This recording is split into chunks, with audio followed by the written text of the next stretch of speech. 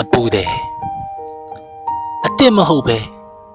နေရောင်နဲ့ပြန်တထားတဲ့မနက်ခင်းတစ်ခုမှာပါကျွန်တော်အယူအမှုဖြစ်နေတာကတော့အိမ်မက်ထဲကမွေးမြတဲ့နေရွက်ကလေးတစ်ဖက်ပါပဲလေကလည်းတဟူးဟူတိုက်နေရဲ့နှလုံးသားပေါ်မှာခိုကိုရမဲ့ကြီးကန်းတကောင်ဟာတစားစားအာနေလေရဲ့အလွမ်းတွေဖွာလန်ကျဲလို့မြေမကောင်းအောင်ငိုထားတဲ့တေးသွားလေးလိုပဲတက်ဆင်းခဲ့တိတ်တော့လဲမဆမ်းပါဘူးကွယ်တဲ့